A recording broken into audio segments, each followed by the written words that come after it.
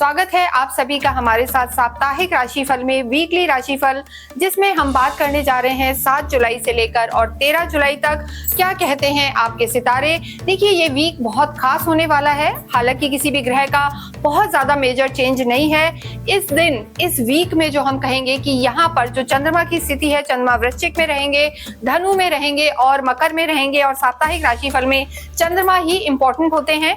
इसके अतिरिक्त कोई भी ग्रह अपना स्थान परिवर्तन नहीं कर रहा है।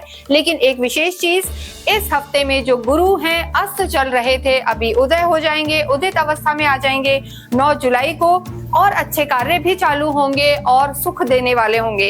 इसके साथ साथ जो शनि की स्थिति है, शनि इस वीक के आखिरी दिन में वक्रीय अवस्था में आ जाएंगे और शनि का वक्रीय होना आप समझ सकते हैं स्लो डाउन लेके आएगा।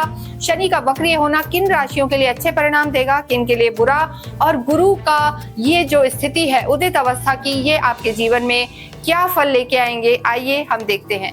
इस वीडियो में हम बात करेंगे मिथुन राशि के लिए ये हफ्ता कैसा रहने वाला है। मिथुन राशि और मिथुन लगन, देखिए ये जो हम वीडियो बनाते हैं गोचर के आधार पर बनाते हैं और इनको आप अपनी जन्म राशि और चंद्र राशि के आधार पर देख सकते हैं। आपको नहीं पता कि आपकी राशि कौन सी है तो आप अपनी कुंडली खोलें और उसमें देखें कि क्या आपका जो चंद्रमा है कहाँ बैठा हुआ है, नंबर 3 में बैठा है तो आपकी जो राशि है मिथुन है।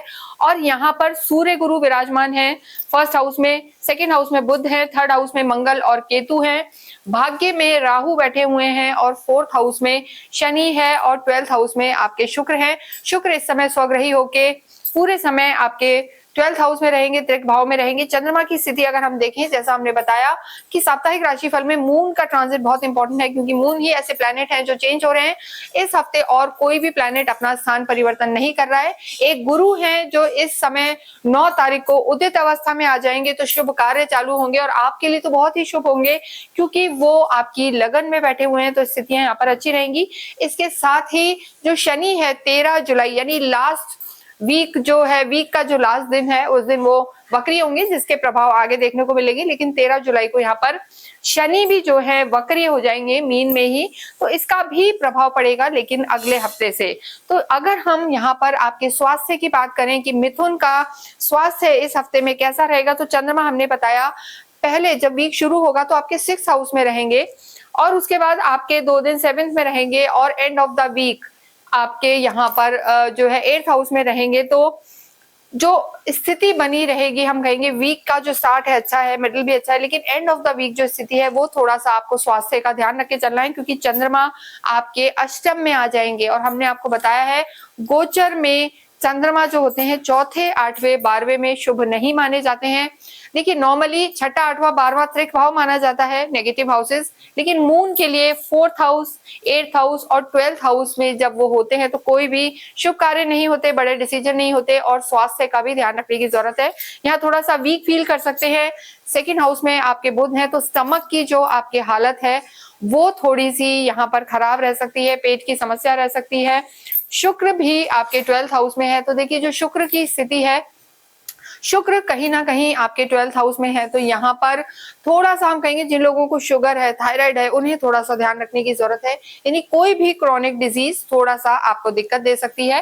हालांकि शुक्र 6ठे में हो, 12वें में हो तो नेगेटिव नहीं माने जाते, लेकिन बात यहाँ पर स्वास्थ्य की है तो यहाँ पर हॉस्पिटलाइजेशन में आपका खर्चा हो सकता है। तो यहाँ आपको सबसे ज्यादा स्टमक की ध्यान रखना है और वो भी जो वीक का आखिरी दिन है, मतलब 12 और 13 तारीख को आप विशेष ध्यान रखें, क्योंकि 13 को जो शुक्र की स्थिति है, शनि की स्थिति है, शनि भी वक्रीय होंगे और उनका प्रभाव जो है भाग्य में आपके राहु के साथ आ जाएगा, तो थोड़ा सा पितृदोष और ये सब चीजें आपको असर कर सकती हैं। चंद्रमा वीक रह सकते हैं, मन थोड़ा सा खिन्न रह सकता है, खराब रह सकता है, तो ये चीजें दिक्कत दे सकती हैं। अन्यथा यहाँ पर मेजर कोई बहुत दिक्कत मिथुन राशि, मिथुन लगन को नहीं नजर आ रही है, अनलेस अनटिल आपकी खुद की कुंडली में ग्रहों की स्थिति ठीक ना हो। इसके बाद नेक्स्ट हम बात करते हैं आपकी लव लाइफ की।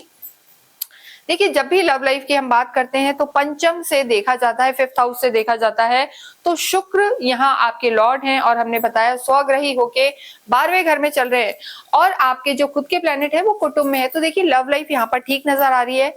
सबसे बड़ी बात होती है कि गुरु का लगन में होना, गुरु बहुत शुभ प्लेनेट है, नैसर्गिक सुख देने वाले हैं और यहाँ गुरु उदय भी हो जाएंगे, तो गुरु की दृष्टि आपके 5th हाउस पर भी रहेगी, 7th पर भी रहेगी और भाग्य पर भी रहेगी। तो यहाँ हम ये कहेंगे कि चीजें आपकी अच्छी रहने वाली है, गुरु की स्थिति अच्छी है, गुरु आपके पंचम को भी देख रहे हैं, तो लव लाइफ यहाँ बेटर होगी। धैर्यवान रहेंगे, अंडरस्टैंडिंग बढ़ेगी। जो बहुत लंबे समय से ऐसा हो रहा था कि छोटी छोटी बातों पे कोई लड़ाई हो रही थी, कुछ हो रहा था, तो यहाँ पे धैर्य बढ़ेगा, चीजें बेटर होंगी। और जो शुक्र है वो भी देखिए, हम कहेंगे कि घूमने फिरने जा सकते हैं, टाइम स्पेंड करेंगे, खर्चे एक दूसरे पर कर सकते हैं। लेकिन लव लाइफ इस हफ्ते मिथुन राशि की, मिथुन लगन वालों की अच्छी रहने वाली है। लेकिन आपको एंड ऑफ द वीक में, जैसा हमने बताया, शनि भी वक्रीय हो जाएंगे और उसके बाद जो स्थिति है आपकी चंद्रमा की अष्टम में रहेंगे, तो वो भी यहाँ पर ठीक नहीं है। तो अपना ध्यान रखें और अपने पार्टनर का भी ध्यान रखें। वैवाहिक जीवन की हम बात करेंगे तो देखिए, यहाँ पर जो आपके लॉर्ड हैं, 7th हाउस के जो लॉर्ड हैं, यहाँ गुरु बने हुए हैं और गुरु का आपकी लगन में ही होना, ऐसे में हम कहेंगे वैवाहिक जीवन के लिए भी समय बहुत अच्छा है। लेकिन एक चीज है, 16 तारीख तक, यानी इस हफ्ते तो पूरे सूर्य यहीं रहेंगे। तो यहाँ पर देखिए, सूर्य जब भी चाहे 7th हाउस में हो या 7th हाउस पर उनकी दृष्टि हो, सप्तम दृष्टि यहाँ सूर्य की आपके सप्तम में है, तो ऐसी स्थिति में आपको थोड़ा सा एग्रेशन को कंट्रोल करना है, गुस्सा नहीं करना है, वाद विवाद की स्थिति रह सकती है। लेकिन गुरु आदित्य योग है, गुरु उदय भी हो जाएंगे, तो गुरु यहाँ पर डेफिनेटली आपकी जो मैरिड लाइफ है उसको संभालेंगे, क्योंकि खुद के घर को ही गुरु देख रहे हैं। तो चीजें यहाँ पर आपकी बेहतर रहेंगी, अच्छी रहेंगी और किसी भी तरीके की मैरिड लाइफ में भी नेगेटिविटी नजर नहीं आ रही है। लेकिन जैसा हमने बताया, सूर्य रहेंगे और शनि भी वक्री हो जाएंगे 13 को, तो 12-13 तारीख को थोड़ा सा ज्यादा ध्यान रखें। हो सकता है आपके स्पाउस की हेल्थ थोड़ा सा डिस्टर्ब हो सकती है, बीपी डिस्टर्ब हो सकता है, या दोनों में कोई आर्ग्यूमेंट हो सकता है। तो 12 और 13 तारीख को चंद्रमा भी उतनी अच्छी पोजीशन में नहीं है, शनि भी वक्री हो जाएंगे, तो यहाँ पर आपको तालमेल बिठाने की जरूरत है। जिन लोगों का विवाह नहीं हुआ है उनके लिए भी ये वीक अच्छा है, समय, चीजें उनके लिए पॉजिटिव है, चीजें आगे बढ़ सकती हैं। इसके बाद हम बात करेंगे आपकी प्रोफेशनल लाइफ की। शनि यहाँ पर आपके बैठे हुए हैं, कर्म देवता, जो कर्म के हम कहेंगे देवता है, कर्म के क्षेत्र में ही बैठे हुए हैं, तो यहाँ पर आपकी चीजें बेहतर नजर आ रही हैं, कर्म बढ़ेगा। और शनि की दृष्टि आपके जो हम कहेंगे सुख भाव में है, तो रेनोवेशन, चीजें, स्किल डेवलपमेंट, मेहनत, ये सब यहाँ पर नजर आ रहा है। ह्यूमन रिसोर्स का सपोर्ट यहाँ मिलेगा। और जो लोग किसी भी तरीके से ह्यूमन रिसोर्स, HR वगैरह में काम कर रहे हैं उनके लिए, या जो लोग मैकेनिकल, कंस्ट्रक्शन के काम में है, केमिकल्स के काम में है, जमीन से नीचे की जितनी भी चीजें उस तरीके के काम में आप हैं, या फिर आप जुडिशरी में हैं, उनके लिए ये वीक बहुत बहुत अच्छा रहने वाला है। लेकिन जैसा हमने बताया, कोई भी मेजर डिसीजन अपनी प्रोफेशनल लाइफ का, चाहे पैसे के लेन देन से हो या किसी और भी चीज में, देखिए धन भाव के स्वामी आपके चंद्रमा है, धन भाव के स्वामी चंद्रमा होके वो अष्टम में चले जाएंगे आपके 12 और 13 तारीख को। तो ऐसे में हम कहेंगे कि धन का लेन देन, उधार देना, उधार लेना, किसी भी तरीके की चीजें आपको जो है 12-13 तारीख को अवॉइड करनी है। कोई भी मेजर डिसीजन आपको 12-13 तारीख को नहीं लेना है, अन्यथा यहाँ पर दिक्कत आ सकती है। इसके साथ ही नेक्स्ट हम बात करते हैं विद्यार्थियों की। विद्यार्थियों के लिए समय अच्छा है, स्पेशली वो लोग जो किसी भी तरीके की क्रिएटिव फील्ड की तैयारी कर रहे हैं, या मीडिया से रिलेटेड उनके कोई एग्जाम है, AI वगैरह कर रहे हैं, गवर्नमेंट से रिलेटेड अगर किसी चीज की तैयारी कर रहे हैं, तो समय अच्छा है। क्योंकि देखिए, गुरु की दृष्टि है, पंचम दृष्टि आपके एजुकेशन हाउस पर, सूर्य की भी दृष्टि है आपके जो हम कहेंगे 7th हाउस पर, सूर्य लगन में है। तो यहाँ सूर्य और गुरु का होना आपको काफी, आपकी बुद्धि को तेज तर्रार बनाएगा, स्ट्रांग बनाएगा, फोकस रहेंगे चीजों में। लेकिन चंद्रमा आपके 12-13 तारीख को अष्टम में चलेंगे, तो इन डेट्स पर आपको ध्यान देना है, मन चंचल रहेगा, भटक सकता है। गलत कंपनी का इस समय बहुत ध्यान रखना है, किसी गलत कंपनी में आप पढ़ सकते हैं, या कोई गलत एडिक्शन आपको हो सकता है, तो इन चीजों का इस वीक में आपको ध्यान रखना है। नेक्स्ट हम बात करेंगे आपके अध्यात्म की।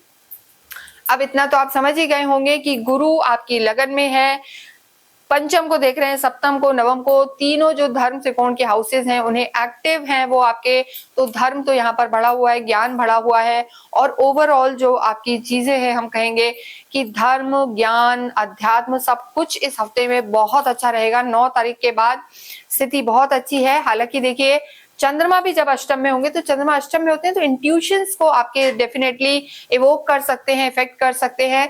तो ये हफ्ता आपके आध्यात्मिक सफर के लिए बहुत अच्छा रहने वाला है, धर्म बढ़ने वाला है।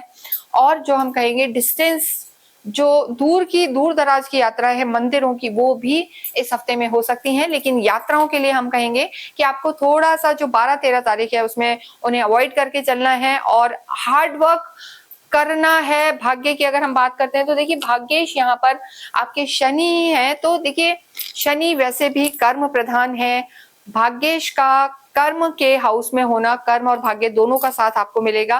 लेकिन देखिए शनि जो है यानी जो भाग्येश है वो आपके अष्टम के भी स्वामी है, तो भाग्य यहाँ पर मिथुन राशि को 50-50 सपोर्ट करेगा, साथ देगा। लेकिन यहाँ हम एक चीज आपको जरूर कहेंगे कि ओवरऑल कोई भी इंपॉर्टेंट चीज है, अगर आप 9 तारीख को विशेष 9 और 10 को करते हैं तो भाग्य भी पूरा साथ देगा और आपका समय भी अच्छा रहेगा। ओवरऑल अगर हम पूरे ही वीक की बात करें तो देखिए यहाँ पर आपको अपने पेट का ध्यान रखना है, बीपी का ध्यान रखना है, ये चीजें बहुत जरूरी हैं। खर्चे थोड़े बढ़ सकते हैं, मैरिड लाइफ बहुत अच्छी नजर आ रही है और भाग्य भी आपका साथ देगा। किसी भी तरीके की कोई परेशानी अगर मिथुन राशि को आती है तो गणेश रुद्राक्ष पहनना उनके लिए काफी लाभकारी सिद्ध होगा। गणेश रुद्राक्ष आप समझ सकते हैं आपके जो लॉर्ड हैं वही गणपति हैं, तो बुध जो प्लैनेट है ये गवर्न करते हैं, तो गणेश रुद्राक्ष पहनना आपके लिए काफी लाभकारी सिद्ध होगा। भाग्य में भी वृद्धि करेगा और बुद्धि में भी, और आपका पूरा साथ देगा। इसे आप चाहें तो हमारी साइट से ले सकते हैं, नीचे नंबर्स दिए हुए हैं, यहाँ आप कांटेक्ट कर सकते हैं। और वहां से लेना हम इसलिए कहते हैं क्योंकि वहां हम इसे पूरी तरीके से एनर्जाइज करके आपको देंगे और काफी इफेक्टिव ये आपके लिए रहने वाला है। तो इसे आप अवश्य लें और धारण करें, जिससे जो भी छोटी मोटी परेशानियां हैं, रादर आपकी कुंडली में भी कोई ग्रह खराब है तो अवश्य सही होंगे। गणपति की आराधना करना आपके लिए काफी लाभदायक सिद्ध होगा। और इसके अतिरिक्त एक और चीज हम कहेंगे कि जो आपके भाग्येश हैं उनकी भी आराधना करें। शनि मंत्र का जाप आप करते रहें, ओम शम शनिश्चराय नमः, और गणपति अथर्वशीष गणेश चालीसा का आप पाठ करें। इसके अतिरिक्त अगर आपकी कोई क्वेरी है तो आप हमसे संपर्क कर सकते हैं। गाय को बुधवार के दिन जरूर कुछ ना कुछ खिलाएं, चाहे रोटी खिलाएं या कुछ चारा खिलाएं, वेजीज खिलाएं, ये आपके लिए काफी अच्छा रहेगा। और ब्लैक ब्लू कपड़े अवॉइड करें क्योंकि अंगारक योग हम कहेंगे कि ऑन है, तो यहाँ पर आपको चीजों का ध्यान रखना है। इसके अतिरिक्त किसी भी इंपॉर्टेंट काम से जाएं तो कोई भी फ्रूट खा के जाएं, बनाना, नाशपाती, कोई भी ऐसा फ्रूट, ग्रीनिश फ्रूट खा के जाएं या इलायची खा के जाएं, आपके लिए अच्छा रहेगा। इसके साथ ही इस वीडियो को हम यहीं विराम देते हैं। कमेंट बॉक्स में आप अवश्य ही ओम बूम बुद्धाय नमः, ओम गंगनपते नमः लिखें। Thank you.